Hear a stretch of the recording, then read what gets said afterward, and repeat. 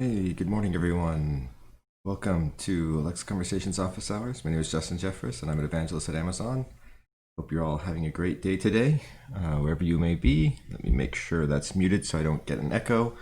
All right, yes. So this is the Alexa Conversations Office Hours, where we will be answering your Alexa Conversations related questions. So if you have any questions, please drop them into the chat, and I will get to them. Let's see. So for those of you who haven't heard, the Alexa Conversations Skills Challenge hackathon, there has been some updates as far as timing goes. So the submission deadline was September 24th, September 14th. There was a 4 in there. September 14th. And while that date has passed for getting your skills submitted for initial round of certification, and then you have to get the skill actually published and all your feedback addressed by the 30th. But there's also a new date. Let me see if I can find the announcement here. Here we go. We'll go ahead and share my screen. So you can see here, this was announced on DevPost. I'll paste the link to this in the chat. But you'll see here that there's some more chances to win. So if you submit another skill by October 5th, by 11:59 p.m. on Eastern Standard Time, you have the opportunity to win a monetary prize. So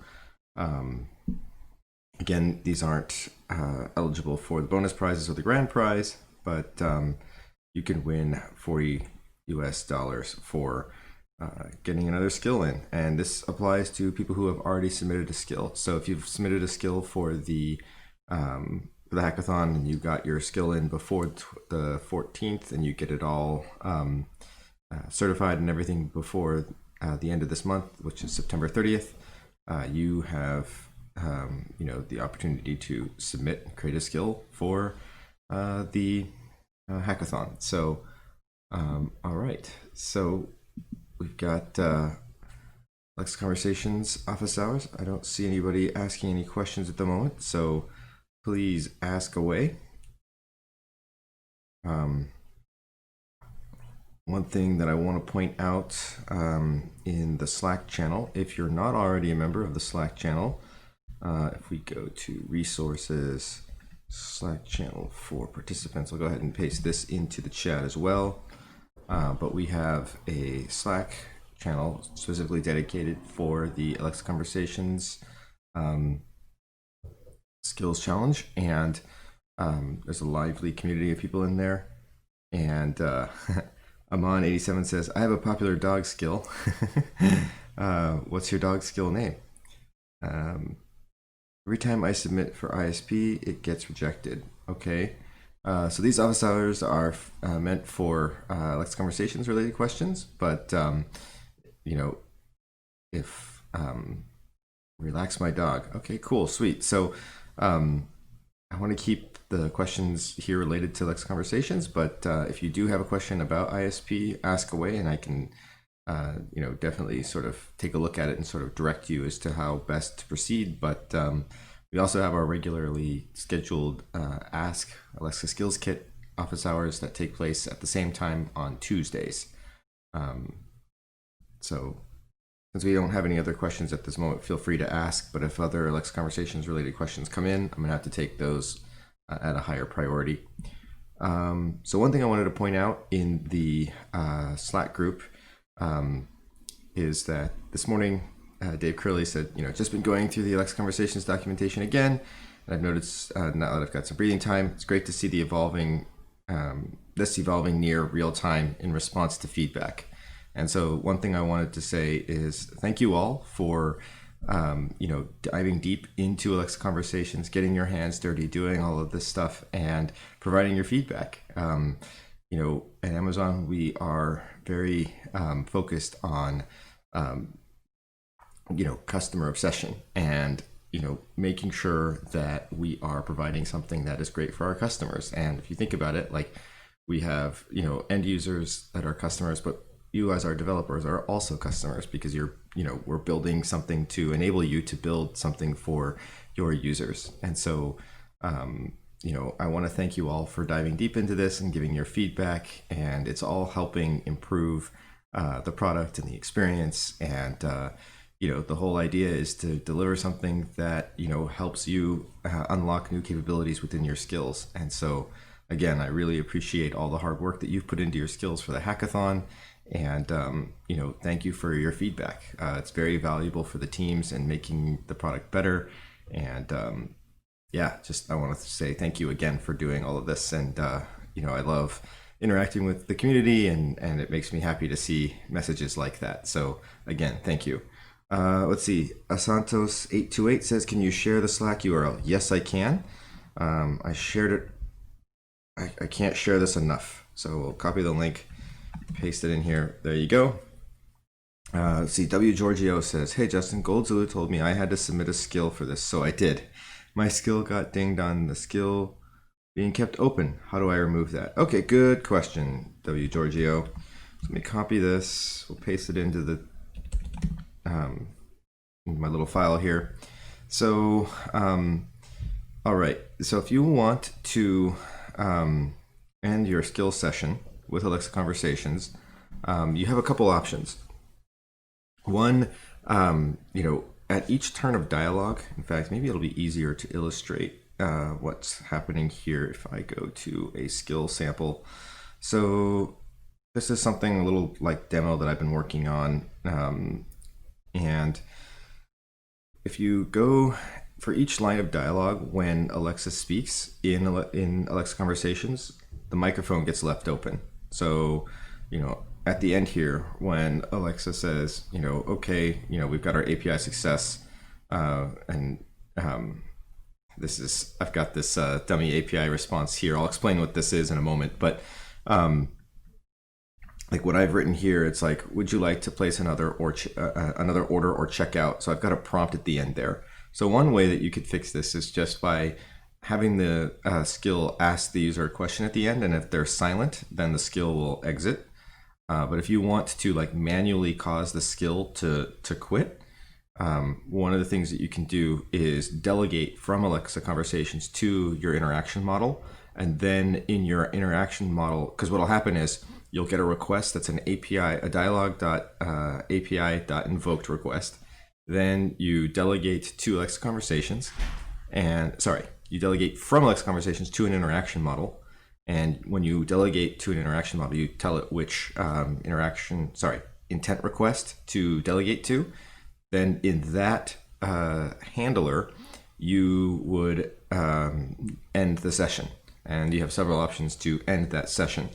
And in fact, when you delegate from Alexa Conversations to your interaction model, the response template that you have defined won't get used. And that's why I've got this dummy API response here, because if I go to my response and I go to the dummy API response, I just have this hard-coded, this little skill here, simulates a coffee shop. You can place multiple orders and stuff.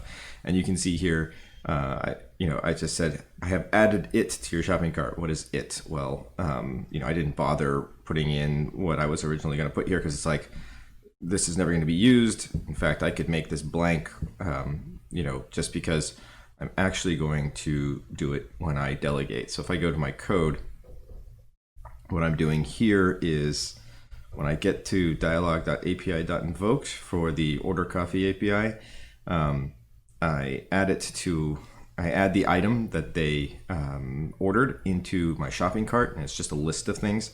And then I delegate to the order intent. And then what the order intent does is it just grabs the last item out of the shopping cart. And then it says, okay, I've added and it tells you what order they did, and then it prompts them. And then I've got this speak and this reprompt here. If I were to just remove this reprompt, the skill will exit. The other option that you have would be to remove the prompt and then do .should end session and then pass true here. Now, one thing to note about this, let me blow this up so you can see it easier. One thing to note about should end session is that it requires I forget the name of the node module. It's the adapter that allows you to like connect version 1 and 2 of the SDK.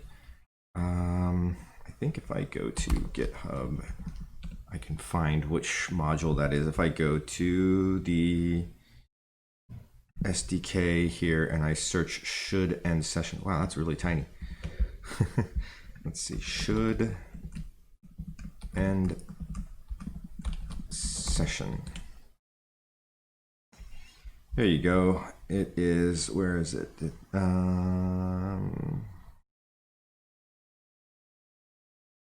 Here it is, yes. Ask SDK v1 adapter. So if you add the Ask SDK adapter to your skill, so you would have to go to the package.json and update and add that to that. And then once you do that, you can then call that function.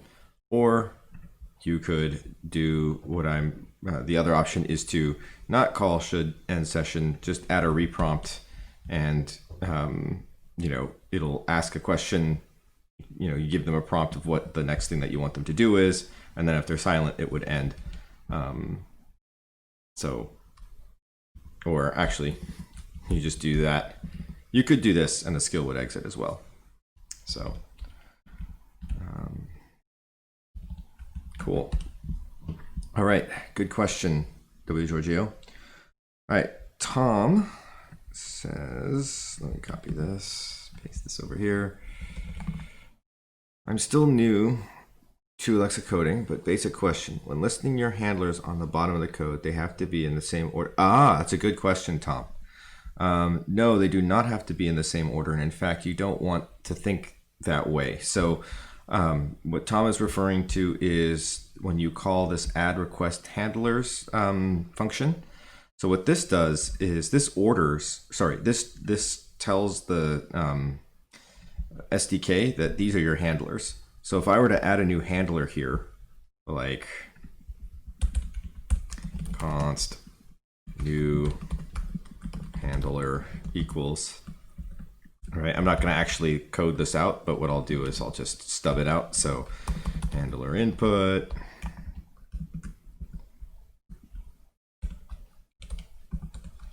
and then handler input. So if I just left this as is and tried, let's pretend that like I had this returning, like, actually, you know what, here, we'll do this. This will exemplify my point that I'm going to try to make here eventually. So I'm just going to return true, which means the can handle will always return true, which means it will always say, hey, I can handle this request.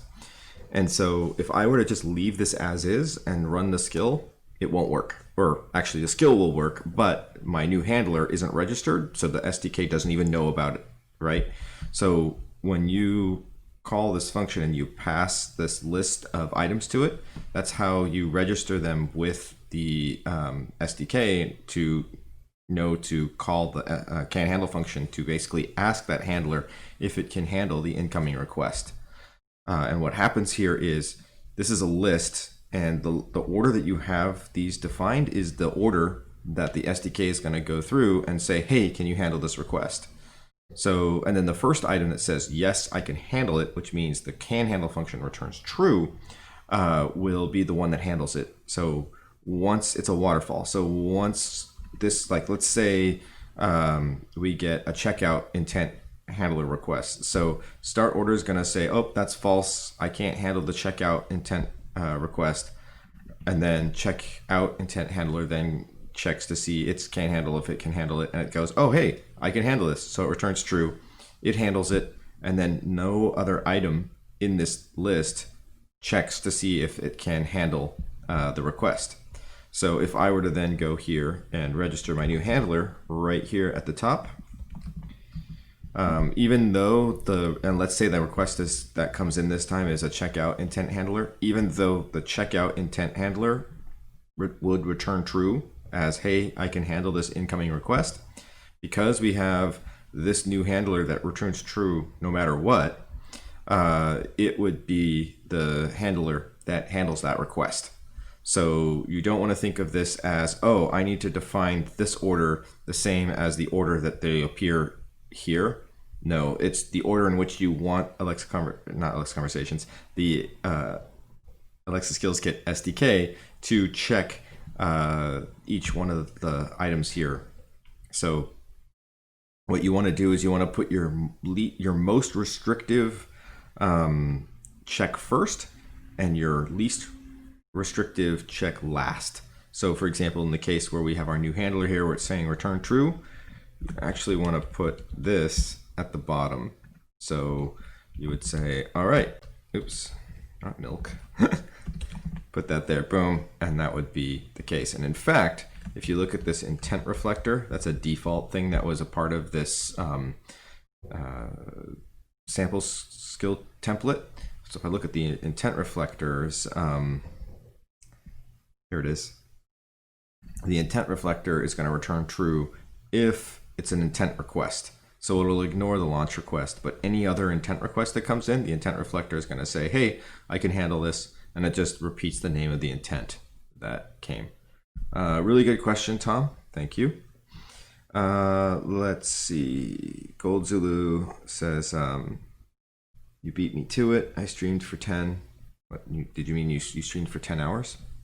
Oh, yes, 10 hours. At the end, something in the model got corrupted. So short of submission. Oh no, what happened in your model? Please share with us, Gold Zulu. It's something that we can help you unblock. You can always go into the Slack and to the tech questions section and paste about it there. But maybe we can try to figure this out on air. All right, let's copy this. Here we go. Is this a question? I'm not sure. Let's take a look. All right, W. Giorgio says, if they want to on your skill order something again, will it go back to conversation even though you exited conversations, or do you have to delegate back to conversations? For me, I do conversations as default dialog manager. Good question. So in this example that I created, yes, W. Giorgio, I delegate back to Alexa Conversations. So yeah, this particular example, I'm going to go ahead and I'm not going to save any changes that I made. So we'll click on build, leave page. And we'll go over to, so I've got this interaction model. It's got several intents here. We have order, checkout, and start order. And you can see here, you can already kind of see how this works. We've got start my order, another please, place another order, add another item. So you can see this start order intent handles both new orders and also placing a second order or a third order or how many orders. I only have 5 sample utterances here, but this is just to demonstrate a point. So then if we go back to the Alexa Conversations piece, and we go to our sample dialog here. So if I go to start my order, let me make this a little bit bigger. So if I go to start my order here, I'm invoking this API with no args. And then we have actually, let me go to the API definition. I've got 3 slots, size, the type of milk, and the name for the order. I got my little dummy API response here. And if I go to order copy for user, I have another one here that says I'd like to place an order for, and then I've given it the user's name. And I'll explain why I have 2 of these and why I have one where it starts with the user's name. So I actually don't expect the user to ever say this, but this allows me to do something fun. And I'll show you what that is now. So let's go back to code. And we'll go to the, where is it? The start my order intent. Let's check out. Here we go. Start order intent. So what this is going to do is it's going to, by default, forward the person over to the Alexa Conversations using the invoke no args. Actually, you know what? I should open this up in another tab. That way we can jump back and forth. Okay. I'm not making any edits here, so we're not going to run out of, we're not going to desync the model. One thing I want to call out to your attention is it's okay to have multiple tabs, but if you make a change over in this tab in the build, and then you go to this tab and make a change to the tab, you might lose some content. So what I usually do is I have one tab dedicated to code and one tab dedicated to making changes to my model. So let's go back to my dialog here. We'll go to start order. So I've got this invoke no args. Oh, and one other thing to note, this is documented in the documentation for Lex Conversations. If you go to work with Lex Conversations and you go to not debug, here we go, handoff dialog management to and from Lex Conversations. This is the documentation for the delegating to and from Lex Conversations with the delegation strategy. And one thing to note is that if you delegate from the interaction model to Lex Conversations, the utterance set that you delegate to must use the invoke API's dialog act. So that's a requirement. If you don't have that, so if I edit this, you'll see that it's associated with invoke APIs and it's invoking the order coffee API. And so if I go back to my code, we're going to invoke no args. However, if we've already seen a user before, then instead of invoking with no args, we're actually going to invoke to this new thing, or this other thing here with invoke order coffee name. And if I go back to my model and I go to order coffee for user, you'll see here it's associated with invoke order coffee name. And if I edit this, you'll see it's got the utterance there. I'd like to place an order for, and I give it the name, right? So this allows me to then specify the user's name. And so what'll happen is when I delegate, we're going to enter the conversation right here.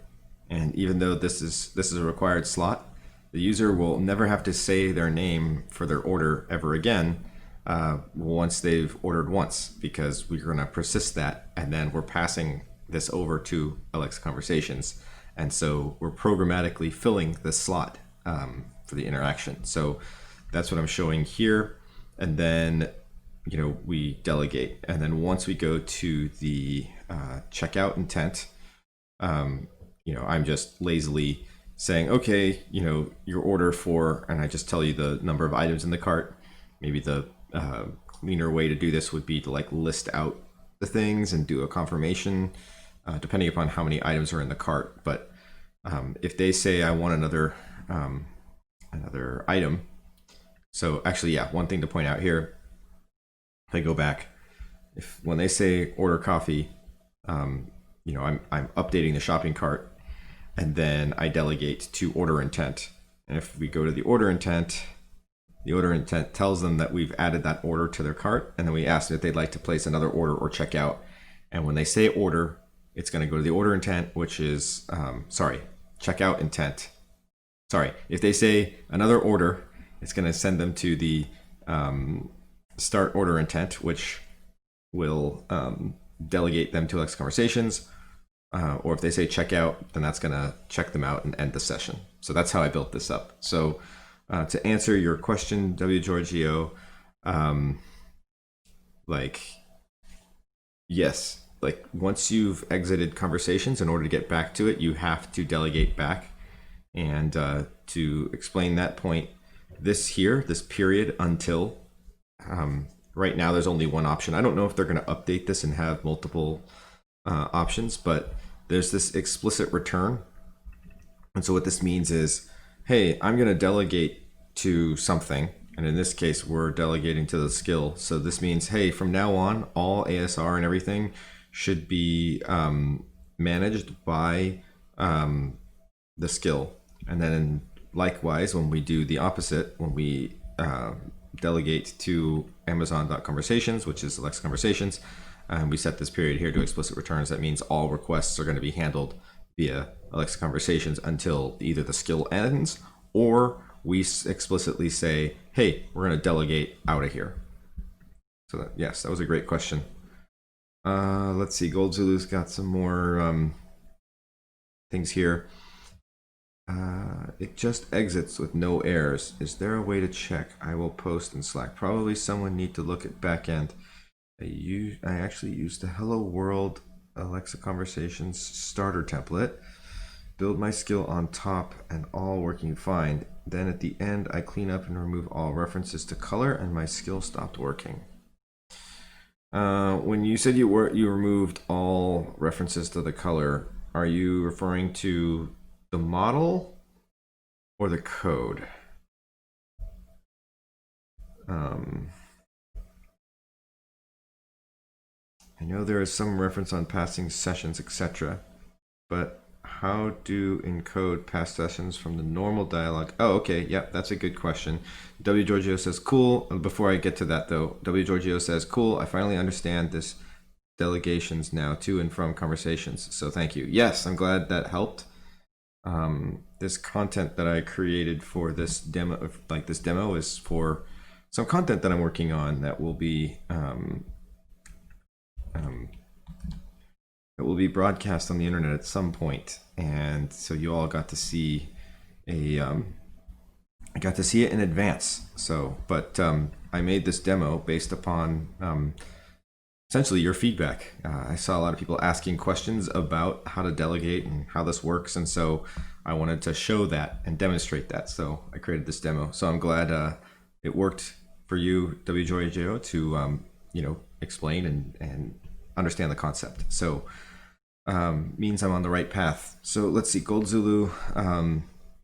How do I pass in code sessions from the normal dialog manager? Yes. So you have a couple different options. In fact, I think the documentation here talks about that here. Yes, saving session attributes. So if I click this, so the session attributes that you're familiar with an intent and utterance based interaction model, those are available in Alexa Conversations.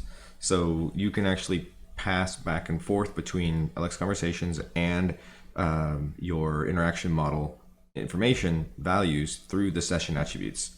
So this here shows the JSON for that. So you've got your session attributes, and then this is actually setting them here and then delegating to Alexa Conversations. You can do the same thing when you delegate back to the skill. And so to do that with the Node.js SDK, let's close that. I don't want to get any echoes. Let's see, we'll go back here. I'm actually doing that here in this example. So when I add this to the shopping cart, you'll see here, I'm getting the attributes manager, getting the session attributes. Then I'm checking to see if the session attributes has a property called shopping cart. If it doesn't, then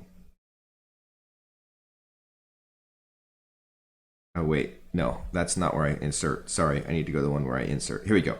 So I check to see if it doesn't already have a shopping cart, then I go ahead and add a shopping cart, and then I push into the array for this shopping cart, and you'll see that that gets added. And then when I delegate to the intent request, that session information will be available. And if I go my order intent, you'll see that I'm taking yet again the session attributes, getting them, and checking to see if it has the shopping cart. And if it does, then I grab the last item and say, hey, this was the last thing that was added to your cart. And then I ask them what they would like to do next. So it's a good question. Let's see, Gold Zulu. Okay, I already read.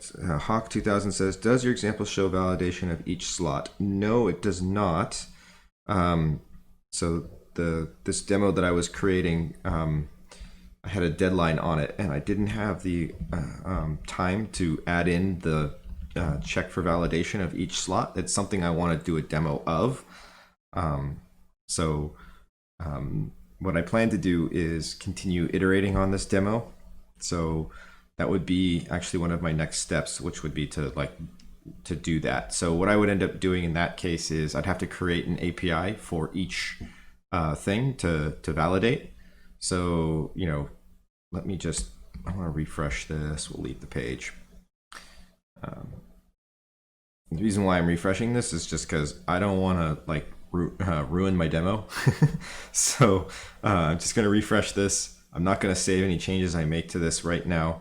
But what I would end up doing is say, actually, yeah, what I want to do here, we're going to request an arg. I'd probably want to create another sample dialog for this in addition to that, but let's pretend that I'm doing that. Or actually, we got 30 minutes.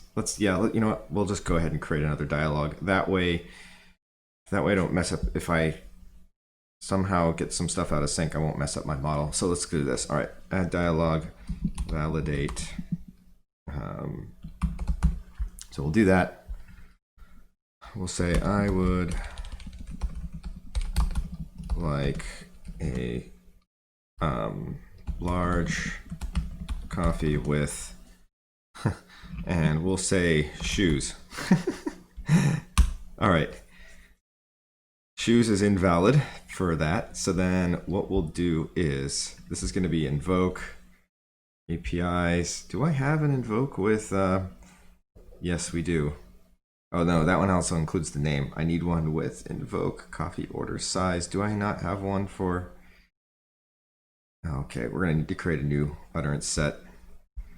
Do I want to, you know what? Let's make it easy. Do I have an invoke? Sorry, I'm like trying to think about, okay, we have invoke, okay, invoke size.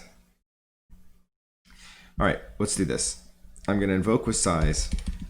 Then we'll follow up with shoes. I don't want to just have to create a ton of different things to show my point here. Then we'll, oops, not coffee. We want large here. So we'll make that size type. We'll add that.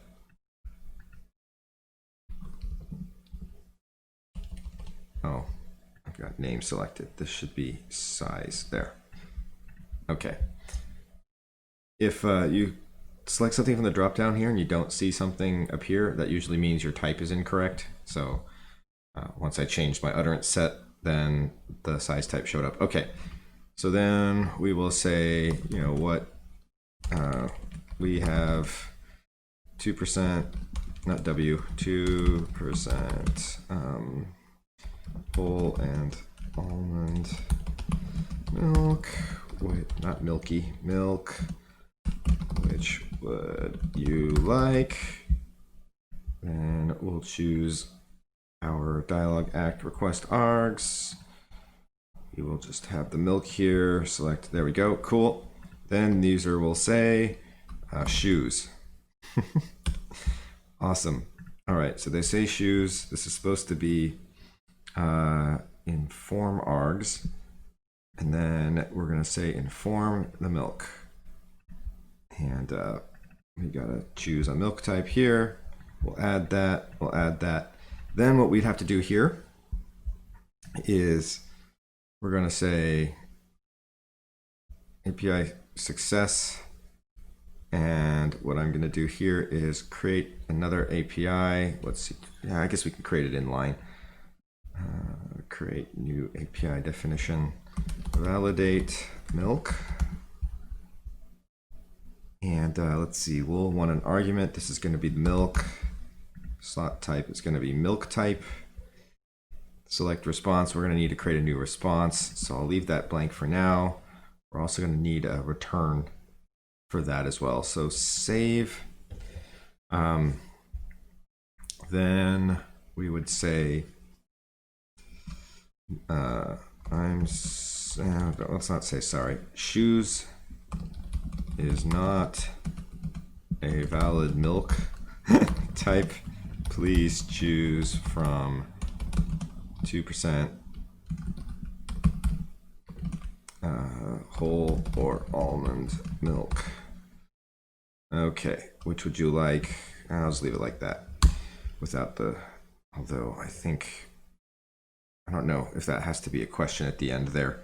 Let's see, so then we'll take milk type 0, pass that in, and then let's see. We also I think in this case, I haven't really thought this through yet because I'm kind of live coding this as we go. We might want to use a when clause in our APLA document to then say something along the lines of like, you know, if our skill returns back the fact that it is a valid milk option, then don't reprompt. Otherwise, reprompt. And I think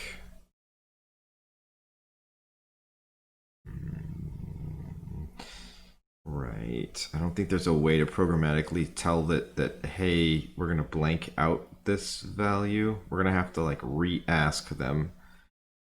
And so if they re-ask, I think we're gonna end up having a milk type 1 in this case, in addition to milk type 0. And then we would pass milk type 1 to the API. I think that's how I'm thinking that this would go. So then the user would say milk, let's just say whole milk. And we will say milk type 1. And then let's see, once we've got that, we need a name for the order. What's the name for the order? And then we'll say gold. Actually, who's the one who asked this question? It was Hawk. All right. Hawk 2000. And then we will say, okay, should I add, let's see, a large coffee with whole milk to your order? Yes. And then, okay, I've added it to your order. So we'll leave that there. Oh, I don't need that one. So we'll delete that last line. And then what I would do is say this is a request arg. This is going to be order coffee API. We're requesting the name. There we go. I'm going to come back and fix this one a bit. So then we'll highlight this. We're going to choose Amazon.us first name. That's not exactly going to work properly. Well, Hawk 2000 might fill that, but I doubt someone would actually use that in real life. I'm just using that to be fun. Let's see, pop this up. Okay, dialog act type. This is going to be inform, and it is inform the name, and that's going to be that. Cool. All right, this is going to be confirm, and let's see, API arguments to confirm. We're confirming the, let's see, even though I don't ask about the name, I think because the name is a required slot, we have to say the name. So I'm just going to type in name, milk, and what's the other one? The, actually, wait a minute. Let me just back out here for a second. There we go. I think that's what I need to do. Name, size, there we go. Oh, we want milk 1 here. Okay. Then this is going to be affirm. Okay, and then this will be our API success. Order coffee, milk type 1, US first name, and then we're going to choose our dummy here because we're going to actually delegate to Alexa, to our interaction model. And then the last thing I need to do is finish up these 2 pieces of dialogue. So this one's actually pretty easy. We're just going to inform, and we're going to set this to inform the milk, and then choose that one. So the next thing to do is just update this here. So let's see, we're going to invoke that, and then here's the oh yes, we're passing in. This is going to be milk type 0 at this point because we don't have, at this point, milk type 1 doesn't exist in our sample dialog here. So we're going to go off and validate. So we're going to need to create a response, and I think we also need to return save a return type. So we're going to return a slot with properties. So what I would do is go to yeah, that's fine. So we'll go over here. I would create a custom slot type with properties. And if I'm going to do a when clause that comes back and says if it's valid or not. So we're gonna have like a bunch of different things in here. So what I would do is call this validate milk response. Add a new property. We're gonna say is valid. And let's see. We're going to want a custom slot type for this, I think. And this isn't going to be backed by voice or anything, so let's go back. I want to create another slot type. I'm going to create this one with values, and we're going to call this is just going to be a dummy slot. Okay, so we got that. If I go back to my slot types and I go now to validate milk response, we'll set this to the dummy slot. What else would we want? There might be other properties that we want to add to this, like in our when clause, we might, in the APLA template, to do something like when is valid, use this other thing. But actually, I don't think we need it. I think we just need this is valid here. And then depending upon if it's valid or not, it'll change the question that we prompt for. We might need to do, actually, I might be like, I could be wrong here. Now that I think about it, I might want to, instead of doing this, I haven't done much with this, but I might want to use this response condition here rather than do it in the template itself. And I haven't used this response condition. Let's see. This is generic information on how to do BIDA data. That's funny. I said BIDA. I combined binding and data together in my mind. APL data binding syntax. Yeah, this isn't like generic information on how to do data binding. I'm not sure if this is a shortcut for what I was going to do. Because I can definitely set that condition into the template manually. I know how to do that, but I'm not sure. So let's see. Did I get any other questions over here? I don't want to rat hole on this. I know. Let's see. Let me answer Gold Zulu's question real quick, and then we will revisit my sample here. Gold Zulu says, in the color hello world template, I removed the model and code. I noticed as well that hello world template has some intent handlers. I removed those. I left the fallback intent handler. It seems to have a check to see if it's not invoked. Okay, yeah, you know what? I would say try this. Add another intent in addition to the fallback intent into your interaction model and rebuild and see if that fixes the problem. I think while it's not required, especially if you're using in your LX conversations as the default dialog manager,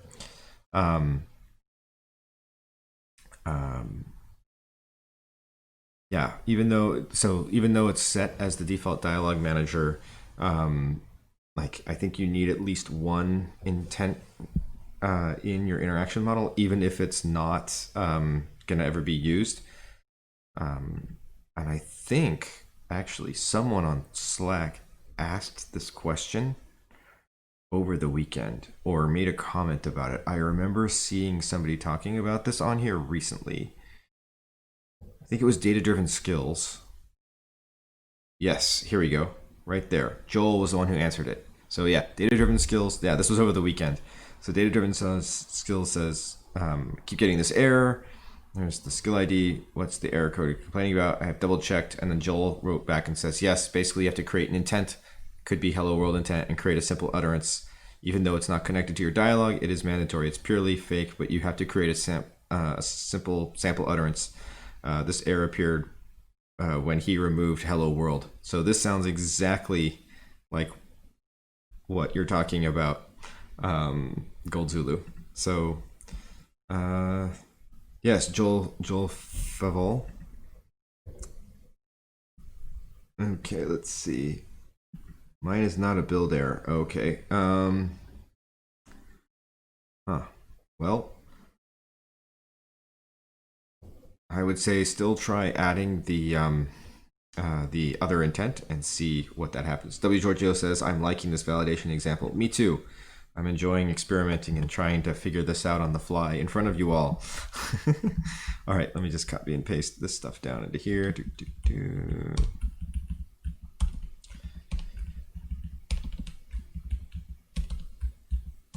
Okay. All right. Oops. Okay. Let's go back over. All right. Yes, please try that. Okay, so let's go back. I need to finish defining this. Okay, let's do this first. We will select the validate milk response. We'll save it. All right, one last thing to do, which is to define a response and then figure out what this response condition is for. Since I kind of want to know what that's for before I define the response. So let me go to the definition. That's APL reference. I had this other tab open. Here we go. Let's see. Conversations, get started, steps to add, best practices, dialog act, work with Alexa conversations, dialog, define responses, add utterance sets. Let's see, where is that response condition? It's on the response. It's underneath the dialog act. Okay. Just trying to figure out where in the documentation it might be. Handoff, incorporate input from Alexa enabled devices with a screen, debug. All right, let's look at define responses and see if this has something to do with conditions. Condition, nope. Did I spell condition right? Nope. Okay. I mean, yes, I spelled it right. It just didn't pop up. Define responses. Multiple responses. This is how you daisy chain. Yeah, this is confirm but not validate. Create a response. API to invoke. Response. Audio response. Visual response. No. Where would the response conditions be?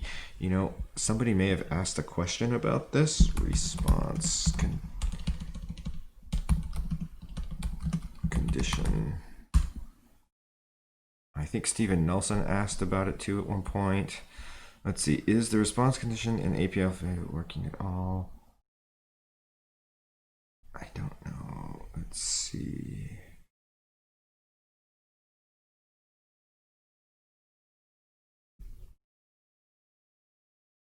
Okay, here we go.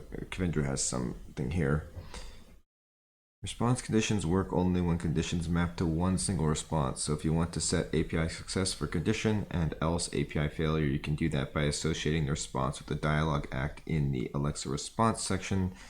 See the attached screenshots. We solve a problem in the weather bot. Ooh, okay. Where we could not find weather for a city name. Now we have to ask for another city. Oh, ooh. I think, yes, if I understand this, then I can probably... Oh, maybe what I do is I do a failure instead of an API success. Maybe. Okay, let's take a look at this. So he's got a success here. Oh, but look, weather status. Oh, okay. Equals failure. Okay. I see. So I think what I can do, oops, I didn't mean to download that. So I see, then he's got one with failure. And then I think does this die? Ah, darn it! I keep pressing these overlay buttons are killing me. All right, this okay. No, they're both failure. Okay. Okay, so I think, but he's got, okay, that one has API failure selected. That one has success selected. Please try another city. Ooh, okay. Oh, wow. Okay, so I think this response is going to be, okay, so I think, oh, look at this. Interesting. So in this case, what he's done here is the approach that he took is call the API regardless of validating it first. And then if you can't find, then notify. What I'm doing is I've created an API to do the validation step in between. I think this approach that I'm going through will still work. So I think what I'll do is copy this as a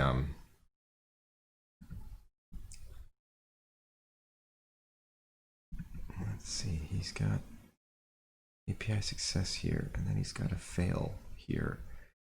Get weather with arg API failure. Get weather with arg API failure. So one's a success, one's a fail. Let me reread what he wrote here. Response conditions work only when conditions are mapped to one single response. That's fine. We're mapping to one single response. So if you want to set API success for a condition and else API failure, you can do that by associating the response with a dialog act in the Alexa response section. Okay, we solve a problem in the weather. We could not find the weather. Now we can ask for another city. So he's got the response and then he's got the failure. As you can see, get weather response is shared for both API responses. Okay. So I think I'm going to want to put failure here instead of success. I think. And then instead of weather response, oh yeah, weather response. Does this need to be validate milk response 0? Let's take a look. Or maybe it's just validate milk response. I think that's what it is. Validate milk response. Is that what I called it? Let's take a look. I don't remember off the top of my head. Slot type, validate milk response. Okay, so I think it's that, and it's gonna be, I called it is valid. So we'll say is valid, and then we'll change this to false. So my API would have to return back the string false for is valid. Let's take a look at what he has defined here. Oops, wrong thing. Goldzilla says, I worked with Kavindra on that thread. Cool. Let's see. So he's got then weather result 0 being passed into there. City result. Okay, I see. So maybe I don't need that extra value. Maybe I do. I'm not sure. Failure. So, okay, let's go back. All right. So we got that is false here. We'll need to set a response. Let's see, what's the response that Kavindra put here? I just want to take a look. He is using get weather response. Okay, does that have a when clause in it? I'd like to know. This is a long thread. I see. Yeah, Goldzulu's all over this. Yeah, see, there's the when clause there. Yeah, this is a. Let's see. Failure will reset the context. Other than that, they're just a use. Oh, okay. I don't want to reset the context. So yes, let's not reset the context. Let's make this a success. So we have some, oh, I see. So there's a couple approaches that we could take here. So we could make this a failure, and that would reset the context, which means that we wouldn't need to do this extra stuff that I've done here. However, since we're doing a validation midway through, I don't think we want a failure here, because if we're going to add multiple validations throughout the step, what I think is going to happen is it's going to like clear one of the other items in our thing, and it will clear everything. But since the API is only associated with one argument and it's shared, maybe it is the way to go.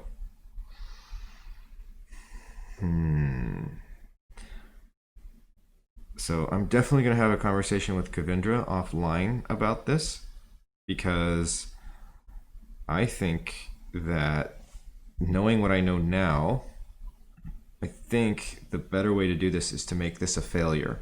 And because these two APIs share the same value, then that eliminates the need for me to then script out the rest of this. So Hawk 2000, thanks for asking this question. This has been really educational for me too. I have some theories here about how this could work. I think the way that I'm doing this, I think I can do this with either. I think I can do this with a success. I would just create a when clause in my template, and then based upon whether or not that failed, then I can ask a question, and then the whole milk value would be filled. Then I also think the other option I could do is create a failure here, and then that would clear the context and allow me to ask again. And then that would eliminate me having to define this line of dialogue here, because it would reuse. Yeah, so I think this is achievable using either success or failure, because I don't think it would reset everything. That's my, like, the reason why I'm not sure if failure would work is that, will it clear the entire context or just the context for that one API? And since the variables are shared, because there's an overlap in because we're passing to this API. Let me go back to since we're passing to it milk type 0, and if we set this up right now, this is set to pass milk type 1.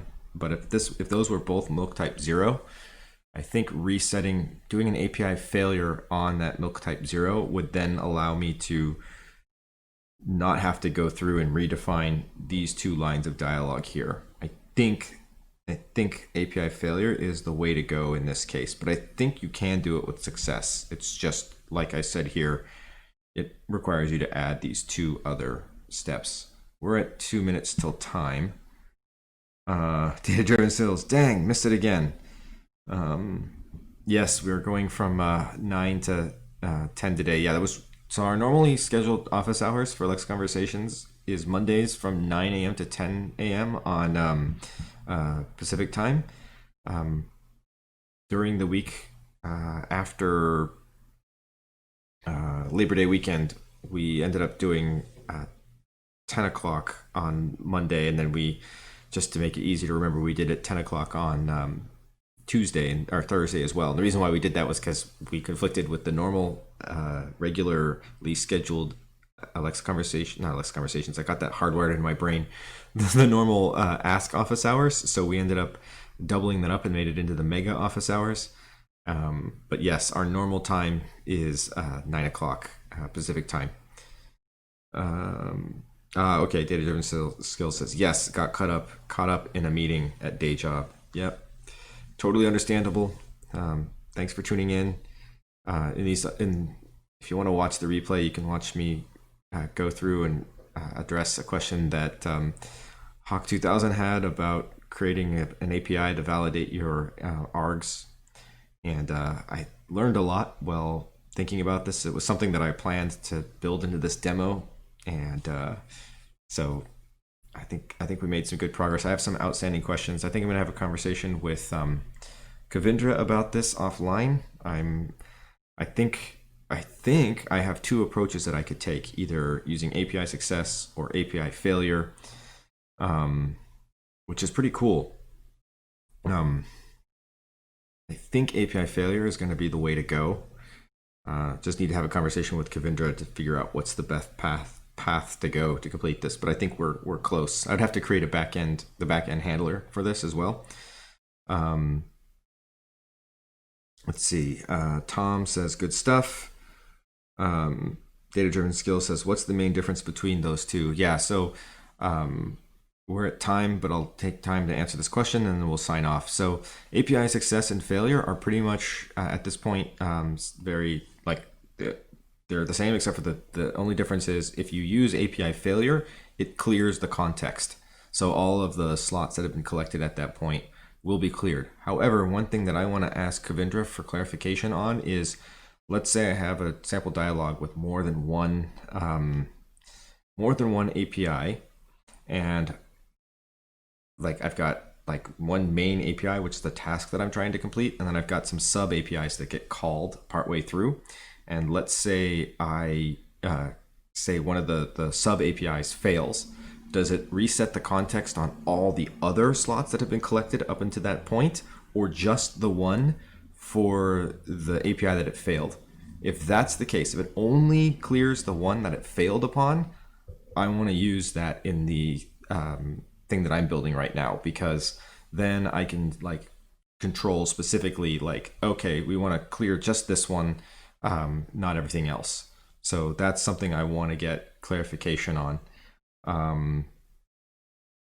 So like it will set the context, but I don't know if that context is bound to just the API, the slots that are bound to the API that failed. I would think that's the case, and I hope that's the case. I could do an experiment, but I think it'll be faster if I just ask Kavindra. So cool. And then yeah, I will share I will share, you know, the outcome of that conversation with you all. Cool. All right. Well, thanks for tuning in to today's office hours. We've got another AMA scheduled on Slack this Wednesday. I'm not sure who our guests that we're going to have lined up. I'm going to try to get Jeremy. Jeremy's on the certification team. So I think if we can turn that session into get your questions asked or answered for certification, to help you get your skills published. Also, just one more reminder that there is a new opportunity to win prizes with the skills challenge. So I will wrap with this. Gold Zulu will probably say, oh, he's plugging a deadline again. But this is also informative. Just in case you missed it, I will post a link to this into the chat. The submission deadline for the main hackathon has passed. That was on September 14th, but there has been an extension until October 5th to build another skill with Alexa Conversations or update an existing skill, and you can win $40 for doing so. So I would highly recommend that you do that. That would be awesome. And if you've already created a skill and you've submitted it and you've got it certified, or you're in the process of certifying the skill, you're eligible to create another skill and win another $40. So yeah, I would highly recommend that you do that. I think that's awesome. And yeah, good luck and thanks for building skills with Alexa and you know, challenging yourself with new technology. So again, thank you all, and I will see you next time.